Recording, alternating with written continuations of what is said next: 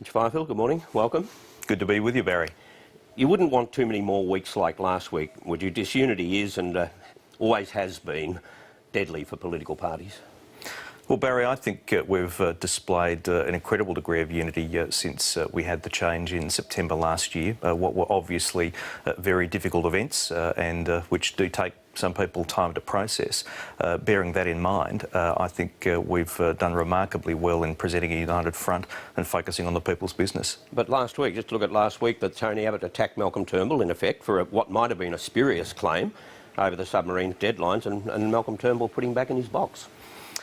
Well, Barry, I think former leaders and former Prime Ministers, by virtue of the offices that they've held, have earned a right to speak on a range of issues. But equally, former leaders and former Prime Ministers also have a particular duty of care to the government to not do or say anything that would affect the electoral prospects. And do you think Tony Abbott is keeping to that side of the bargain? Well, it's really for Tony Abbott to measure himself against what I think is the model of how a former Prime Minister, a former leader should conduct themselves, which is John Howard. And Tony Abbott did put out a message essentially reassuring his colleagues that he wouldn't sabotage the campaign. Is that a message that you think the party needed to hear?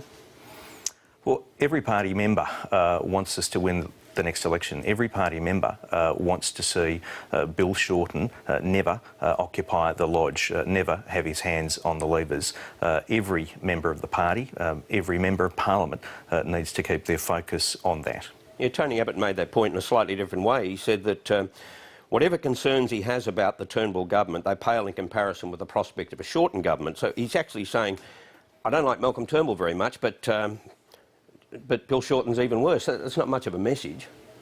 Well, what I found heartening yesterday was that Tony Abbott himself said we've got to focus on the election of the Turnbull government, and I expect him to follow through on that. When the publication now of Nicky's book, though, and you've heard us discussing that, do you think that'll make matters worse? Will it make tensions even harder to contain? Look, it's inevitable when you have significant events in the life of the nation, as occurred in September last year, that there will be histories written, that there will be accounts of the events that led to a change of Prime Minister. That's inevitable. I think it's quite right that there is a public record of what led to such a significant change. I think all colleagues need, quite frankly, to take that in their stride. So in that sense, it might help. It might help to give the country a better sense of what led up to the leadership transition.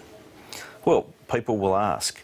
People will want to have their views on the record.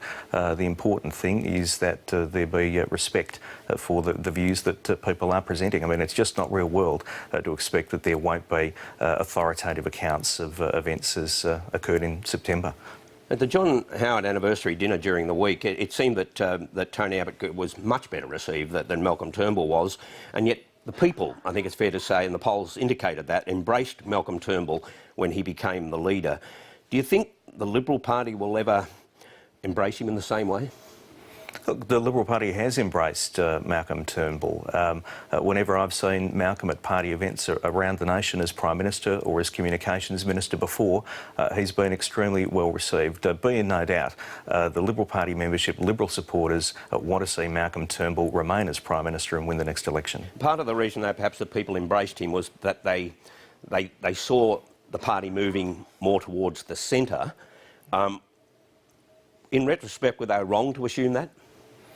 Well, no, I think Malcolm has moved towards the centre. The centre is where Australian politics is fought. The centre is where elections are won. Malcolm is a classical Liberal. He's bang in the centre where most Australians are. How has he done that? Demonstrate how he has moved the party to the centre. Look, I think partly it's through tone. It's through the language that he uses. It's through emphasising that we're one nation, through emphasising inclusion. I think a big part of it has got to do with the tone that he's used, the language that he's used. But in the end, it has to be more than tone and language, doesn't it? Well, you know, the centre is where Australian politics is debated, and the centre is where Malcolm Turnbull is. On media laws now, and after years of hand-wringing, I think it's fair to say, on both sides of politics, are you a little surprised at how suddenly these new rules are being broadly embraced? Well, I think it's a sign that Australians recognise that our media laws were crafted in an analogue world for an analogue world. They don't reflect the contemporary way that Australians access media. Australians have more choice than ever before. So I think Australians get that. Also, I think the media organisations understand that the media laws at some point would have to change. So I've been very encouraged by the response across the board. Obviously, there are varying degrees of enthusiasm amongst media organisations for these changes, but I think basically everyone gets reality. There will be sensitivities, though, over regional coverage. How will this local content requirement work?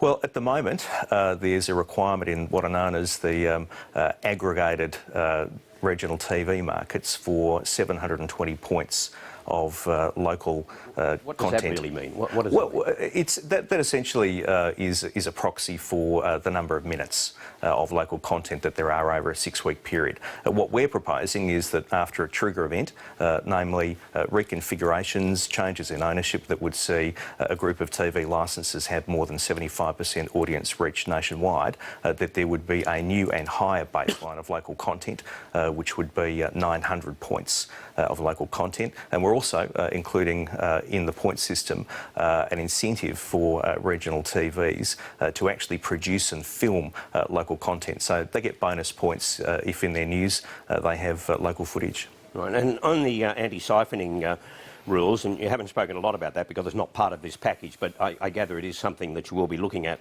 further down the track. Now, I accept that there are major events, AFL, Rugby League, Commonwealth Games, Olympic Games, those sorts of things that will probably always be on the list. But do you think now that it's time to look again, that there is room to move on that front? Well, you're right. The anti-siphoning list isn't part of the package that I'm putting forward, but this is a list that has changed over time. There have been things that have come on the list, there have been things that have come off the list. The anti-siphoning list does not provide an absolute protection for the events on the list going on to free-to-air. There's nothing to compel free-to-airs to actually acquire the events. There's nothing to compel them to put them on air, and there's nothing to stop them from grabbing the events and then on-selling to subscription TV. But it does provide a degree of comfort for the public that the events they love will be on free-to-air. I think if there was to be a significant change to the anti-siphoning list, that there'd need to be a good understanding in the community about what the list does and what it doesn't do, but also there would need to be broad parliamentary support for change, and I don't think that those circumstances are there at the moment. I want to go closer to home, and I hardly have to declare an interest here, but nearly 3 years ago the Gillard government gave the ABC $20 million a year to boost news services, including in the regions. Is that allocation now at risk? Well, at the moment, we're in the lead up to the budget. We're in the lead up to agreement for the next triennium of ABC funding. The ABC, as you know, Barry, gets about $1 billion a year.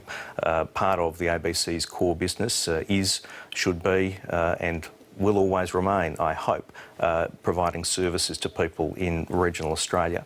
Exactly what the funding arrangements will be, they'll be revealed in the budget, but you can rest assured that the government will always make sure that the ABC is appropriately resourced to do its job, and that we see part of the ABC's core business as servicing rural and regional Australia. Mark Scott said that if you were to do that, if that allocation was to go, that would be the third significant cut since Tony Abbott first promised not to cut the budget. Do you see this as a special one-off allocation, or do you think it is part of ongoing budgetary arrangements? Well, Barry, you'll have to wait and look at the budget to see what the funding provision is for the ABC, but we will make sure that the ABC has the dollars to do what it needs to do. OK, from the ABC to the ABCC, and as Manager of Government Business in the Senate, I now gather that bill won't be put to the Senate for a vote in the autumn session? Well, in the next sitting week, our focus is going to be the Senate Electoral Reform Bill. We don't have the numbers in the Senate, so that means if we want to make sure that we can get the Electoral Reform Bill to a vote, we need to reach an agreement with the Greens for extra hours. The Greens have agreed to do that, but part of that arrangement is that we can only deal with bills that they're comfortable with. So the ABCC will be dealt with in the sitting week after that. So there still might be a vote in the autumn session? Look, we'd love to get the ABCC bill to a vote. Labor are filibustering just as they do with the electoral reform bill. If Labor made appropriate contributions, we could get it to a vote. I want to get it to a vote. McCarthy Cash wants to get it to a vote, but ultimately that's in the hands of our colleagues in the Senate. Are you denying yourself a second trigger, or do you see it that a failure to support it amounts to the same thing? Well, we want to get this bill passed. So far, there's been a failure to have it passed. We would much rather get the votes that we need from the crossbench to see that legislation passed. That's our objective. Thanks for your time this morning. Much appreciated. Good to be with you, Barry.